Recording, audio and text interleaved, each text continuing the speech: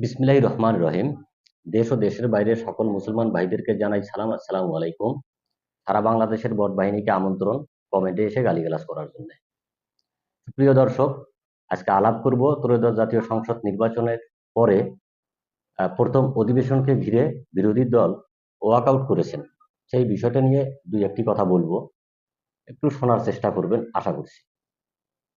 সুপ্রিয় দর্শক, আজকে বিরোধী দল সংসদ প্রথম অধিবেশনে ওয়াকআউট করেছেন। মূল ঘটনা হচ্ছে রাষ্ট্রপতির বক্তব্যকে ঘিরে বা রাষ্ট্রপতি ভাষণ দিবেন এই বিষয়টাকে কেন্দ্র করে বিরোধী দল সংসদ অধিবেশন থেকে প্রথম দিনেই ওয়াকআউট করলো। ঘটনা কি সত্যি রাষ্ট্রপতির ভাষণকে ঘিরেই তারা ওয়াকআউট করলো, না তার পিছনে গভীর কোনো ষড়যন্ত্র লুকিয়ে আছে, সেটা একটু বোঝার চেষ্টা করি। আমি ব্যক্তিগতভাবে মনে করি এই বর্তমান রাষ্ট্রপতির ভাষণকে ঘিরে ওরা বিরোধী দল ওয়াকআউট করেন না।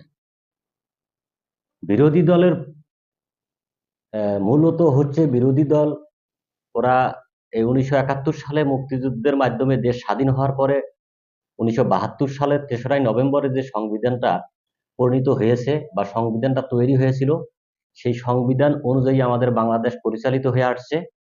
সেই সংবিধানের উপর তাদের একটা আক্রোশ আছে। সেই আক্রোশটা হলো বর্তমান বিরোধী দলে যারা আছেন তারা বাংলাদেশটা গঠনের সময় বাংলাদেশের বিরোধিতা করেছিলেন। বিদায় সেই মুক্তিযুদ্ধের সংবিধানের প্রতি তাদের একটা আক্ষেপ থাকবে, এটাই স্বাভাবিক।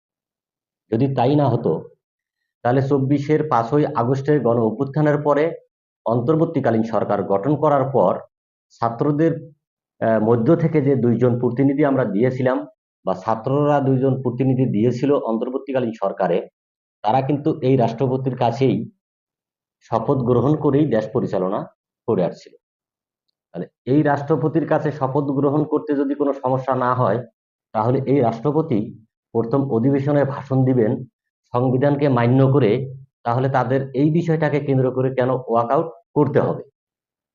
আসলে তারা রাষ্ট্রপতিকে না, তারা 1972-এর 3রা নভেম্বরে যে সংবিধানটা গঠিত হয়েছে সেই সংবিধানটাকেই তারা অপছন্দ করেন। কারণ দেশটা স্বাধীন হওয়ার সময় তারা বিরোধিতা করেছিলেন, এই দেশের সার্বভৌমত্ব রক্ষা করতে তারা বিরোধিতা করেছিলেন, মুক্তিযুদ্ধের সময় তারা বিরোধিতা করেছিলেন।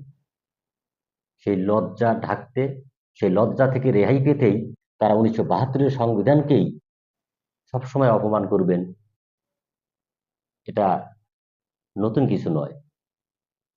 আমি নতুন প্রজন্মের তরুণ উদীয়মান নতুন ভোটার, নতুন নেতা বা নতুন রাজনীতিতে যারা যুক্ত আছেন তাদেরকে একটি বিষয় অনুরোধ করব, আপনারা 1971 মুক্তিযুদ্ধের ইতিহাস সঠিকভাবে পড়ুন, জানুন। হয়তো অনেক তরুণরাই আছেন যে 1971 সালকে মুক্তিযুদ্ধকে আওয়ামী লীগের সাথে গুলিয়ে ফেলেন। আপনারা হয়তো গত ফ্যাসিস্ট 17 বছরে মুক্তিযুদ্ধ বলতে আওয়ামী লীগকেই দেখছেন। বিদায় আওয়ামী লীগের ঘৃণাটা কনভার্ট হয়ে মুক্তিযুদ্ধের উপরে আপনারা নিয়ে আসছেন। তবে একটি কথাই বলবো, মুক্তিযুদ্ধ এক জিনিস, ফ্যাসিস্ট আওয়ামী লীগ অন্য জিনিস। আওয়ামী লীগকে আমরা সবাই ঘৃণা করি, ঘৃণা করতে পারি, তাদের কার্যক্রমকে আমরা প্রত্যাখ্যান করি, এটা স্বাভাবিক। তাই বলে আমরা 1971 সালের মুক্তিযুদ্ধকে কখনো ভুলতে পারি না। যে যুদ্ধটা আমাদেরকে একটা পতাকা দিয়েছেন, একটা সার্বভৌমত্ব দিয়েছেন, কথা বলার অধিকার দিয়েছেন, গণতন্ত্র দিয়েছেন, সেটাকে আমরা কিভাবে ভুলে যাব বা সেই বিষয়টাকে কিভাবে আমরা অপমানমূলকভাবে দেখব? প্রিয় দর্শক, ভালো থাকবেন। আসসালামু আলাইকুম।